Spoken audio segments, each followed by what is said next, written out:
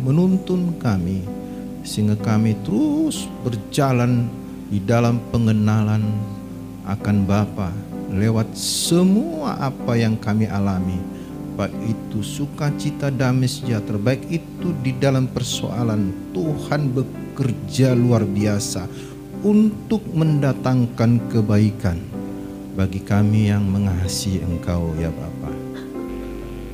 Kami mau Tuhan, kehadiran-Mu di dalam kehidupan kami, menyadari sungguh kuasa-Mu nyata, mukjizat-Mu nyata.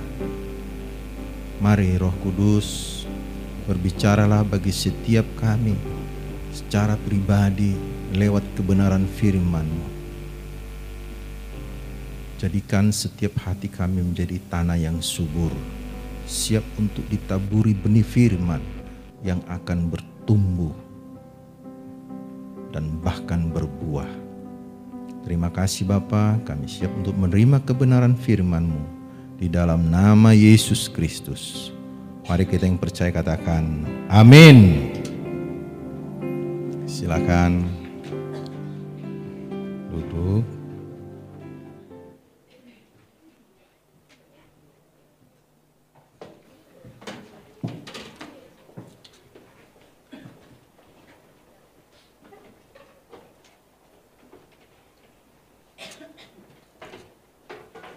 Saya akan review ulang 2 minggu yang lalu yang saya sampaikan bahwa sungguh di Ibrani 7 tentang Kristus dan Maliaki berbicara tentang perpuluhan supaya kita bergairah untuk melayani Tuhan lewat perpuluhan kita.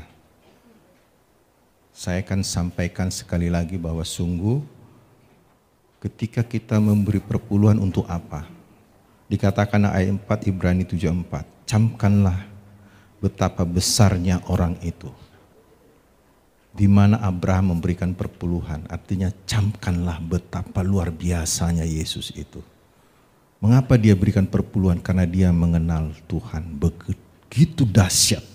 Apalagi kita di akhir zaman ini ya. Dia menolong kita, dia menuntun kita. Tanpa Tuhan kita tidak bisa berbuat apa-apa. Inilah yang dikatakan bahwa kesaksian lewat perpuluhan kita, bahwa kita katakan dia hidup. Jadi kalau kita berkata Yesus di sebelah kanan Allah Bapa, dia hidup sebagai pembela kita, itu kita buktikan dengan apa? Pemberian perpuluhan. Karena di ayat 7, ayat 8 dikatakan, dan di sana ia yang tentang dia diberi kesaksian bahwa dia hidup.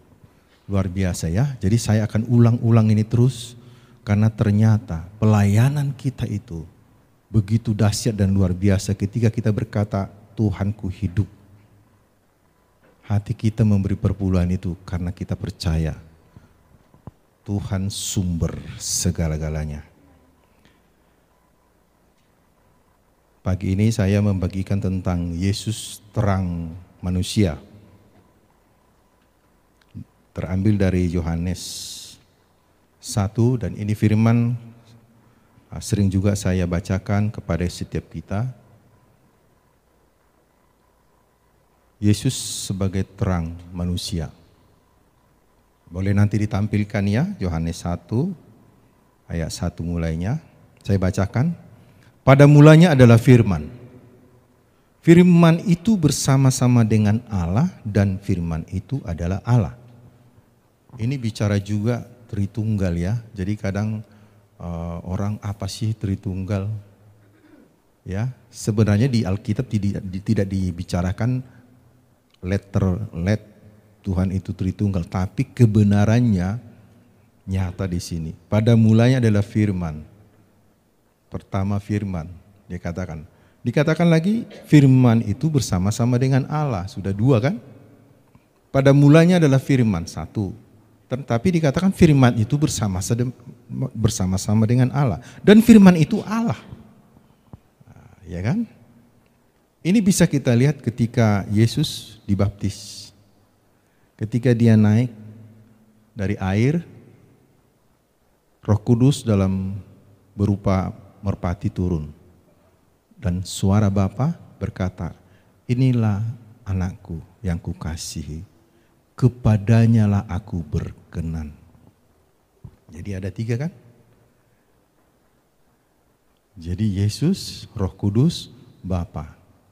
Apalagi ketika Tuhan Yesus membawa Yohanes, Petrus sama Yakobus ke gunung, di sana diperlihatkan ada Musa, ada Elia, di tengah-tengahnya Yesus. Diperlihatkan ada Musa, ada Elia. Musa menggambarkan mewakili hukum Taurat. Elia menggambarkan mewakili para nabi. Yesus, dialah dikatakan, inilah anak yang kukasihi, aku berkenan kepadanya, dengarkanlah dia. Artinya Yesus menggenapi hukum Musa dan nubuatan para nabi. Yaitu Yesus. Makanya dikatakan kita hidup karena iman. Ya. Kita hidup bukan karena sesuatu hal kita lakukan dengan kekuatan. Kalau itu di hukum Musa, Taurat ya, melakukan. Ya. Jangan. Kan gitu kan? Jadi kalau hukum Musa, tadi diwakilkan Musa, melakukan. Dikatakan Elia, nabi, dia nubuatkan.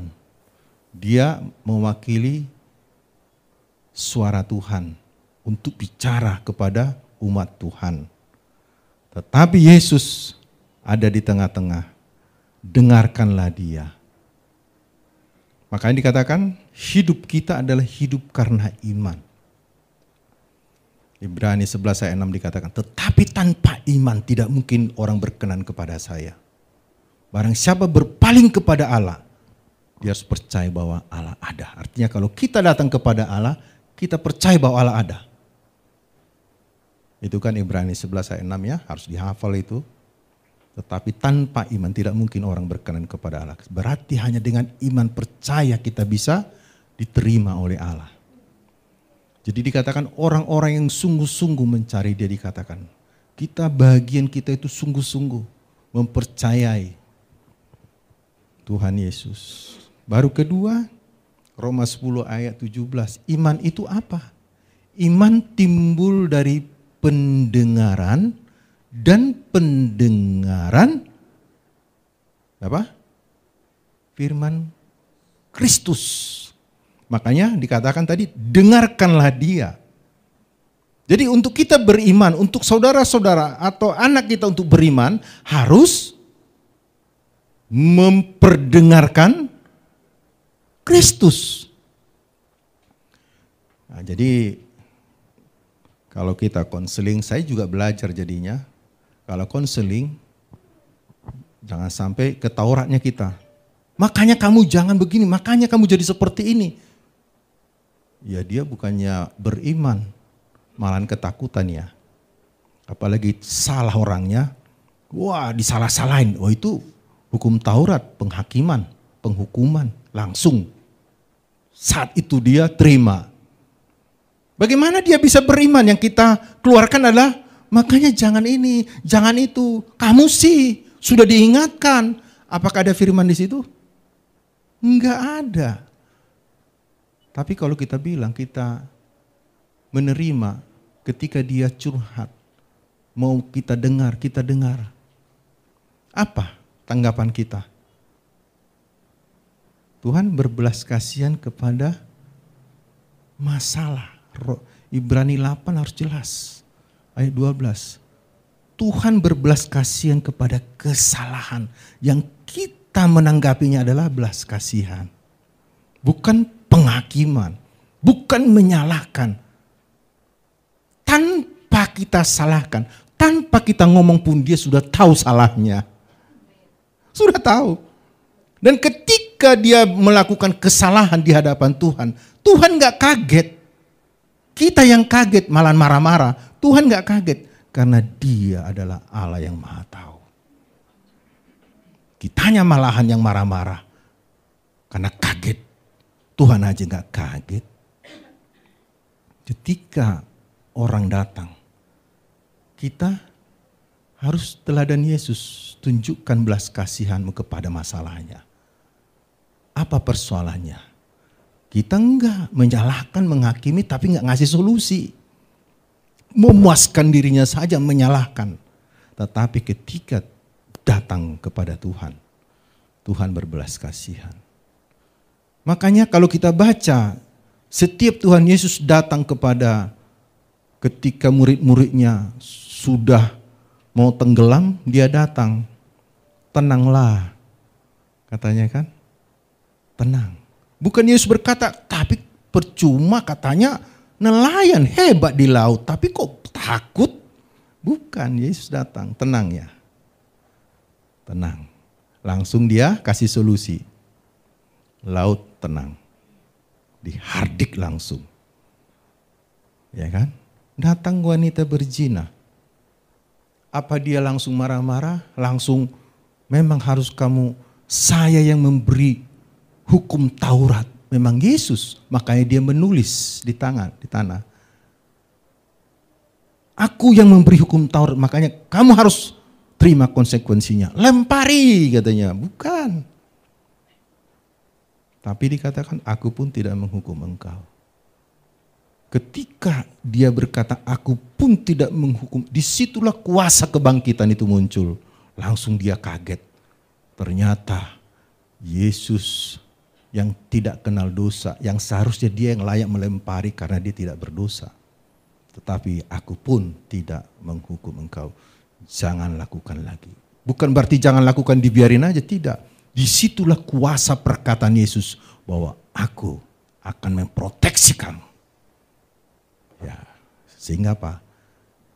Di kayu salib dibuktikan Yesus memproteksi wanita itu. Seperti itu.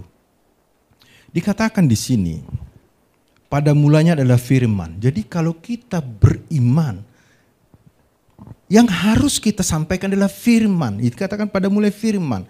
Yesus, tentang Yesus, kebaikannya, karyanya di kayu salib.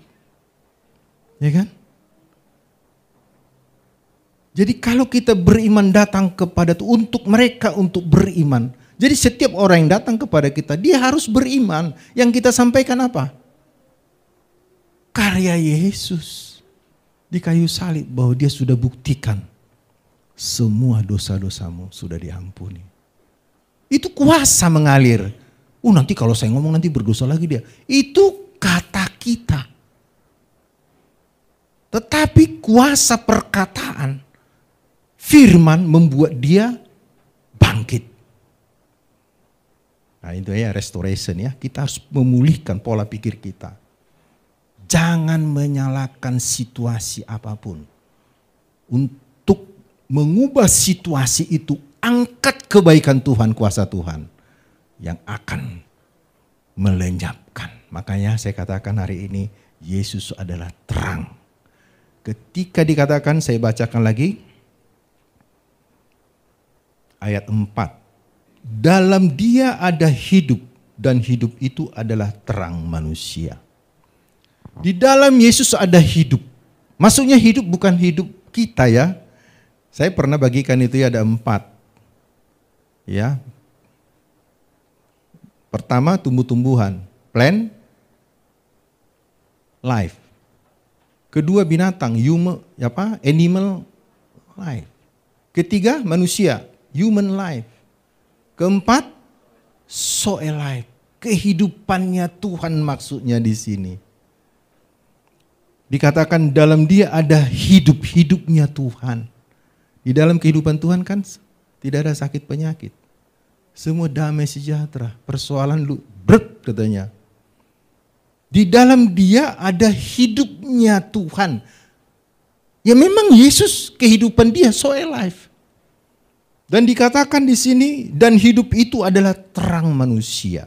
Makanya ketika kita menerima Tuhan Yesus sebagai Tuhan dan Juru Selamat, rohnya ada di dalam kita. Hidupnya Yesus ada di dalam kita. Itu kan. Dan hidupnya Yesus yang ada di dalam kita menerangi kita. Sehingga apapun dalam kehidupan kita, kalau namanya kegelapan, sakit penyakit apapun, diterangi, lenyap semua kegelapan itu. Itulah yang kita harus percayai. Itu firman. Iman timbul dari pendengaran dan pendengaran oleh firman. Firman yaitu Yesus Kristus. Nah, kalau kita lihat kejadian, balik ke kejadian. Ketika Tuhan melihat gelap, apa dikatakan? Jadilah terang. Maksudnya apakah terang seperti ini? Bukan. Bukan karena terang karena matahari atau bulan atau apapun penerang. Tidak. Terang yang dimaksud adalah hidupnya dia menerangi. Karena hari keempat baru diciptakan matahari ya, bulan. Bukan hari pertama. Setelah hari keempat ciptaan barulah muncul dikatakan di atas cakrawala. Ada bintang, matahari, bulan. Tetapi pertama dia dikatakan jadi terang. Artinya kehadirannya menerangi semua. Yesus hadir di situ. Roh Kudus melayang-layang katanya kan? Ya kan? Nah, kejadian juga kembali kepada zamannya orang Mesir, orang Israel di Mesir, di Gosen. Di Gosen itu terang tapi di wilayah, semua wilayah Mesir gelap. Itu itulah yang ke-9 selama 3 hari gelap. Tetapi di tempat di mana keturunan Yakub di Gosen terang. Apakah terang seperti biasa juga? Enggak. Kegelapan pun tidak kegelapan biasa. Ya kalau kegelapan biasa tinggal Firaun berkata, pasang lilin, obor lebih terang lagi sekalian. Ya kan? Bisa. Tapi mereka yang dimasuk kegelapan itu bukan kegelapan seperti biasa. Terang yang di Gosen pun tidak terang yang dimaksud terang seperti biasa, enggak. Tetapi bahkan dikatakan mereka tidak bisa bangkit dari tidurnya selama 3 hari karena gelap dan mereka tidak bisa lihat apa-apa pun. Ya kalau gelapnya biasa kan dia tinggal obor aja dipasangnya di Mesir. Tapi ini enggak bisa. Gelapnya itu ngeri. Terangnya juga di Gosen, terangnya kehadiran Tuhan ada di sana. Jadi yang dimaksud berarti ketika kita terima Yesus, terang itu sudah ada di dalam kita. Yang menjadi persoalan, kita tidak menyadari Roh Allah pencipta langit dan bumi yang membangkitkan Yesus dari antara orang mati ada di dalam kita. Yesus tetap setia. Kita tidak setia, dia setia. Dia tetap sedetik pun kita tidak ditinggalkan. Makanya ada orang berkata, wah Tuhan mah nggak mengasihi saya. Doa-doa saya seperti nggak pernah dijawab. Tuhan nggak pernah hadir dalam hidup saya. Tidak mengasihi saya lagi. Karena kita melihat kenyataan. Bermain di fisik saja. Kita harus menyadari. Jauh sebelum kita mengenal Tuhan, dia sudah mengasihi kita. Jauh kita di dalam jatuhnya berdosa, Tuhan sudah mengasihi kita. Iya kan? Sadar nggak kita ini bahwa Tuhan mengasihi kita ketika kita masuk lumpur dosa. Dan kita tidak mau tahu Tuhan. Dan kita tidak ada pemikiran untuk ketemu Tuhan. Tetapi Tuhan sudah mengasihi kita.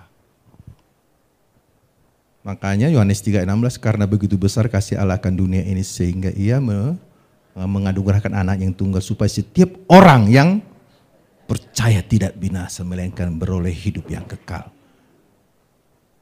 Roma 5:8, tetapi Allah menunjukkan kasih-Nya kepada kita ketika kita berdosa. Ya kan? Banyak ayat firman Tuhan. Ketika kita tidak ada pemikiran mengenal Tuhan, datang kepada Tuhan, dia sudah mengasihi kita. Makanya dia tunjukkan 2000 tahun yang lalu. Sudah selesai. Jadi mari Bapak Ibu, jangan sampai tertuduh Tuhan enggak mengasihi saya. dalam kondisi apapun, mau sakit, mau apa, kita katakan sekalipun. Ya kan, Habakuk ya, sekalipun, kata Ayub itu, Tuhan itu tidak pernah beranjak dari kehidupan kita. Karena kita tahu Roma 8:20, sekarang aku tahu bahwa Allah turut bekerja dalam segala sesuatu untuk mendatangkan kebaikan bagi orang yang mengasihi Tuhan. Segala sesuatu, mungkin itu salahnya kita atau apapun, Tuhan sudah tahu. Makanya Tuhan bekerja. Kitanya manusia yang terbatas ya tidak tahu. Tapi Tuhan Maha tahu. Makanya bukan kita mencari Tuhan. Bukan kita berinisiatif cari Tuhan. Kalau manusia cenderung melawan Tuhan. Cenderung mencari sesuai dengan keinginannya. Tetapi Tuhan berinisiatif mencari kita. Makanya dikatakan, Yohanes 15 ayat 16, bukan kamu yang memilih aku, tapi aku yang memilih kamu. Makanya kalau kita baca tentang Yohanes, apa dikatakan Yohanes? Percayalah. Cuman itu kata-kata dia, bahwa Allah mengasihimu. Percayalah bahwa Yesus ada di dalam kamu. Kamu di dalam Yesus, Bapa di dalam Yesus. Menyatu, tidak bisa dilepas. Luar biasa kan? Inisiatifnya Tuhan. Bukan inisiatifnya kita, karena kita dia tahu. 1500 tahun hukum Taurat. Tidak ada satupun yang bisa melakukannya. Dia tahu keterbatasan manusia. Dia tahu hatinya manusia dan tidak bisa datang kepada Tuhan. Makanya diadakanlah perjanjian baru. Makanya ketika kita mengangkat roti dan anggur, itulah perjanjian baru. Coba bisa dibuka Ibrani 8 ayat 12. Inilah perjanjian baru, terang itu. Ini dasarnya pertama kita untuk melangkah mengenal Tuhan. Ibrani 8 ayat 12. Langsung yang 12 saja.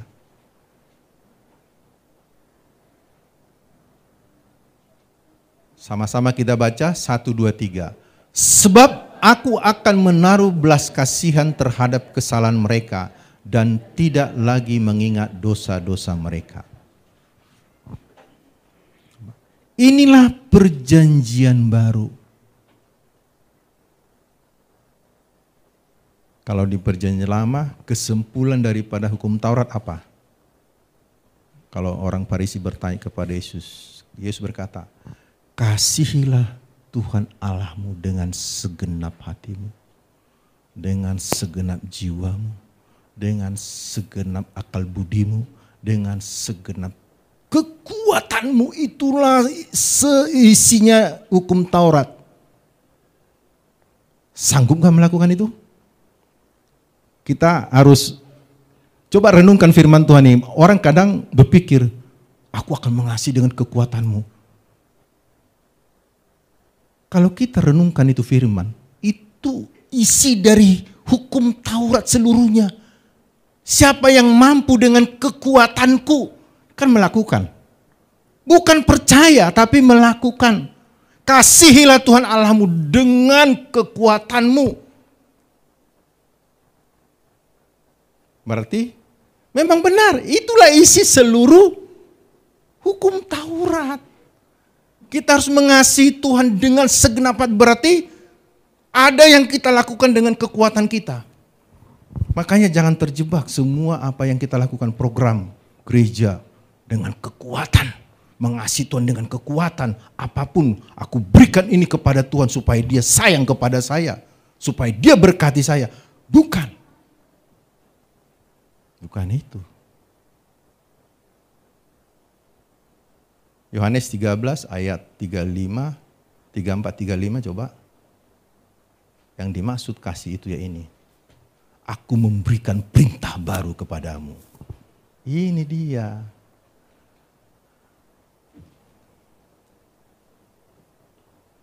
Jadi harus saya renungkan restoration ini, kita harus mulai berpikir, mulai belajar firman. Yang dimaksud aku mengasihi Tuhan Allah dengan kekuatan, bukan lagi dengan kekuatan. Coba tolong Yohanes 13, 34, 35. Sering kita dengar firman itu, tapi kita nggak paham. Makanya kita harus belajar terus, restoration terus. Ini yang dimaksud sesungguhnya ini. Makanya Yohanes selalu memberikan perintah-perintah baru. Kalau kita baca itu semua hal-hal baru.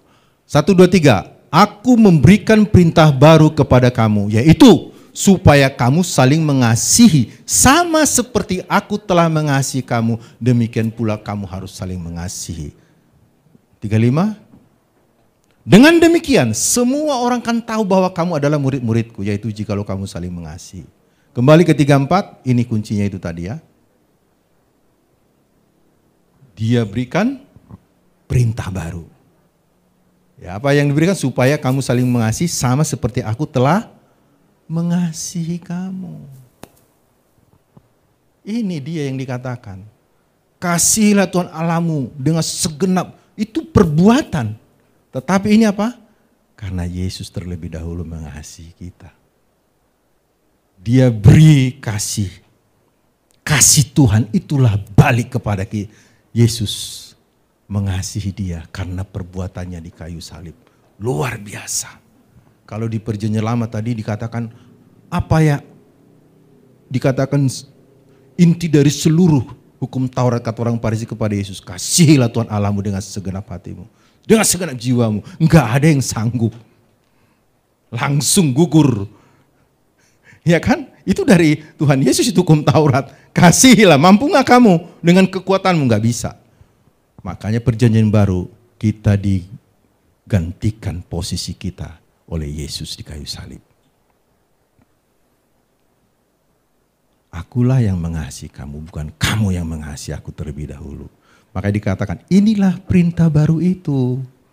Supaya kamu saling mengasihi sama seperti aku telah mengasihi kamu. Jadi kasih Tuhan dulu kita terima. Terang Yesus itu.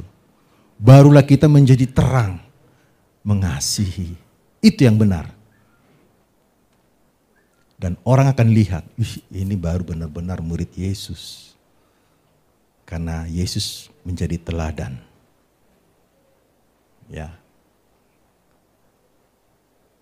Tadi kembali kepada Ibrani 8 ayat 12. Tetapi sebelum ini kuncinya di Ibrani 8 ayat 12. Kita harus benar-benar sungguh kita menyadari bahwa kita di hadapan Allah bukan orang berdosa, tetapi orang yang dibenarkan. Ya kan? Kita dibenarkan bukan karena kita melakukan yang benar. Karena kebenaran Yesus. Yesus disalib bukan karena semua dosa sudah ditangguhkan kepada Yesus ke tubuhnya. Bukan karena dia melakukan dosa. Tetapi karena dia mengambil dosa kita semua diserap. Sebab aku menaruh belas kasihan terhadap kesalahan mereka dan tidak lagi mengingat dosa-dosa mereka. Kalau kita masih berkata aku adalah orang berdosa, Yesus tidak akan naik ke sorga. Masih ada berarti belum selesai. Kan Tuhan katakan finish. Naik ke sorga, dia menjadi pembela kita. Allah menerima kita bukan karena keberadaan kita. Kalau keberadaan kita mungkin sekarang pun masuk neraka kita ini ya. Bukan. Karena dia lihat sebelah kanan. Yesus tak bercacat. Sempurna. Pembela kita. Bukan melihat keberadaan kita, tapi melihat keberadaan Yesus. Makanya dia sebagai imam besar. Perantara perjanjian baru yaitu Yesus Kristus. Makanya dikembalikan Yesus kepada zaman perjanjian kepada Abraham. Abraham menerima janji tanpa syarat. Ya kan? Galatia 3 ayat 29, jika kamu milik Kristus, kamu adalah keturunan Abraham dan berhak menerima janji-janji. Apa yang dijanjikan kepada Abraham? Kita bisa baca Kejadian 17. Di sana ada janji-janji itu, di perjanjian lama banyak sekali. Jadi kalau kita lihat, kita ini adalah orang yang istimewa di hadapan Tuhan. Makanya dikatakan ayat 4, dalam Dia ada hidup dan hidup itu adalah terang manusia. Sudah ada di dalam kita kehidupan Allah. Kalau kehidupan Allah di dalam kita berarti kehidupan kita tidak ditentukan lagi apa yang kita lihat secara kenyataan, apa kata dunia. Tetapi kata firman Tuhan, kita di atas rata-rata kehidupan dunia kita berdiri di atas kebenaran, yaitu kemenangan demi kemenangan. Makanya kehidupan kita adalah kehidupan dari apa yang kita percayai. Makanya kita adalah orang yang beriman, percaya kepada yang benar, yaitu apa? Firman Tuhan. Banyak orang percaya kepada yang tidak benar, sehingga semua kacau semua kehidupannya. Tetapi kita adalah percaya dari firman yang hidup. Hidup dikatakan dan menjadi terang kita. Ya kan? Kalau di apa itu? Mazmur 109 ayat 105. Firman-Mu pelita bagi kakiku, terang bagi jalanku. Ada nggak di rumah di itu? Jangan-jangan ada tapi nggak diperhatikan. Ya kan? Mazmur ya 109, 105. Firman itu yaitu Yesus yang tidak pernah meninggalkan kita. Galatia 2 ayat 20 dikatakan, namun aku hidup tetapi bukan aku lagi, melainkan Yesus yang hidup di dalam aku. Dan yang kuhidupi sekarang di dalam daging ini bukan lagi, tetapi kehidupan karena imannya Yesus. Iman kepada Yesus yang telah mengasihi aku. Jadi bukan aku lagi. Jadi kalau kita berhadapan dengan persoalan, sadar kita bahwa Yesus yang akan berurusan. Kita hanya percaya bahwa Yesus menyertai aku dan Dia yang mengerjakannya. Turut bekerja. Jadi Yesus mengerjakan dengan luar biasa oleh Roh Kudus di dalam kita. Tadi luar biasa pujian itu ya. Bagaimana Roh Kudus mengerjakan pekerjaan yang dahsyat lihat hidup kita. Makanya dikatakan orang yang percaya akan mengerjakan pekerjaan yang lebih besar dari apa yang Tuhan Yesus pernah kerjakan di muka bumi ini. Bahkan lebih daripada itu. Artinya semua kita ini ada Roh Kudus di dalam kita. Ada kuasa. So alive. Yesus sepertinya di dalam kita ini berjalan. Kalau dulu Yesusnya satu. Ya kan? Terbatas. Di Galilea enggak ada di Yudea. Di Yerusalem enggak ada di Samaria. Tetapi sekarang apa? Pekerjaan yang lebih besar katanya. Berarti Dia memperlengkapi kita dengan Roh-Nya. Ada di dalam kita. Sehingga kemanapun kita berjalan, orang melihat sinar Kristus. Jadi Yesus melihat kita cerminan Dia. Kalau selama ini kita bilang firman adalah cerminan kita. Tapi kadang salah tafsir juga. Firman itu cerminan kita. Tapi yang dicari kesalahannya yang lemah. Dosa terus dicari. Bukan. Firman itu adalah Injil, berita yang baik. Dikatakan Tuhan Yesus menyatakan tahun rahmat itu kan. Kebaikan. Cerminan maksudnya di sini. Dari Kejadian sampai Wahyu adalah berbicara tentang Yesus. Alkitab ini menjadikan sebagai solusi apapun persoalan kita. Yaitu story ini. Jadi semua ini berbicara tentang Yesus. Sehingga apapun yang kita baca harus beriman. Karena tentang Yesus semua. Iya kan? Jadi kalau Yohanes dikatakan, 1 Yohanes, kalau kamu berbicara kepada orang lain, kamu itu harus seperti pemberita Injil. Memberita supaya yang mendengar diberkati, disembuhkan, beriman. Jangan sampai, wah si ini sih gini-gini. Enggak firman itu.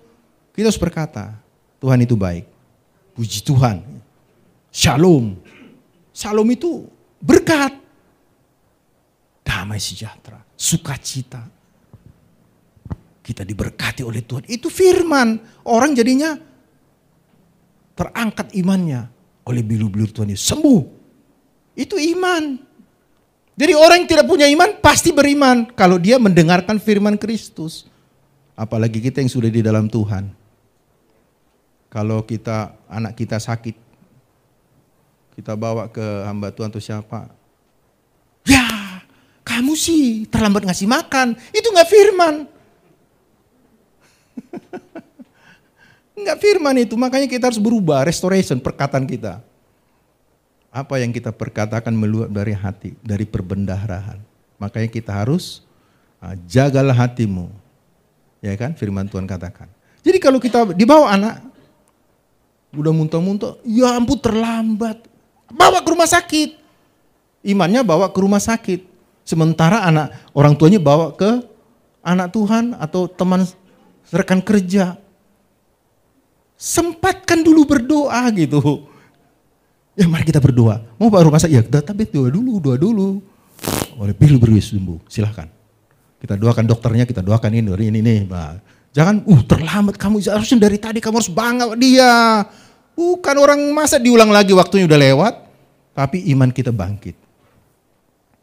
Tenang, kita doa dulu. Dalam nama Yesus, nama di atas segala nama. Yesus di atas nama sakit penyakit. Apa namanya? Nama muntah-muntah, sakit penyakit apa? Dalam nama Yesus. Kan sudah diawali dengan firman. Jadi mari kita belajar bahwa kita menyadari kehidupan Allah itu sudah ada di dalam kita. Ya kan? Bait Allah. Makanya Rasul Paulus berkata kepada gereja di Korintus. Gereja Korintus kalau kita pelajari, kacau, gereja kacau semua itu. Ada perzinahan ada di sana, berantamnya ada di sana, penyelundup mungkin korupsi ada di sana semua. Karena Korintus itu kan di daerah memang Korintus adalah kota yang paling perdagangan yang luar biasa. Jadi seluruh orang dari mana-mana masuk ke situ. Sehingga kacau, ada segala macam di sana. Bayangkan Paulus menghadapi jemaat yang begitu. Apakah Paulus marah-marah? Enggak kan? Paulus berkata, kamu ingat tubuhmu adalah bait Allah. Cuman itu doang, ada punya kuasa. Ya, kalau kita baca itu, tubuhmu adalah bait Allah. Artinya tidak akan ada yang bisa mempengaruhi dari luar kehidupanmu. Jadi kehidupan kekristenan itu dari dalam. Bukan pengaruh luar. Dari dalam akan mengalir aliran-aliran air kehidupan. Yaitu so alive itu tadi yang di dalam kita. Kehidupan Allah itu keluar. Makanya kita selalu minta, Tuhan kasih hikmat. Ini saya lagi bisnis, lagi ini, lagi itu. Tolong kasih hikmat sehingga manifestasi Roh Kudus akan termanifestasi. Roh pengertian akan, kalau saya selalu minta roh pengertian akan firman-Mu Tuhan. Langsung diwahyukan tentang apa? Korintus, Galatia, wahyukan langsung. Wahyu pengenalan akan Yesus. Saya bilang gitu. Saya minta roh pengertian akan firman-Mu. Karena saya akan bagikan ke jemaat Tuhan. Saya selalu begitu, Roh Kudus yang bicara lewat saya. Jangan saya yang, bukan kekuatanku, tapi oleh roh-Mu yang ada di dalam saya. Bangkitkan roh yang ada di dalam kita. Kita percaya dia akan berbicara. Sehingga ketika saya baca firman, diwahyukan langsung. Diwahyukan itu seperti nggak ada belajar apa-apa, langsung tahu. Itu pewahyuan namanya. Minta pewahyuan tentang apa? Mau bisnis, pekerjaan, minta. Saya mau minta pewahyuan. Saya nggak ngerti nih, kok saya bangkrut. Saya mau minta roh hikmat. Pengenalan akan Tuhan. Pewahyuan, apa ini? Kita minta pewahyuan yang kita tidak pahami diwahyukan, dibukakan di atas daripada apa? Akal pikiran kita. Kenapa? Yesus sudah ada di dalam kita, terang itu sudah. Jadi apapun kegelapan, kekurangan, terang itu akan membuat kita di atas rata-rata. Dan ini harus kita latih. Sehingga kedagingan kita, keakuan kita mulai mundur, yang maju adalah firman. Nah, prakteknya begitu. Aku butuh wahyu, aku ini mau bisa, aku butuh Tuhan.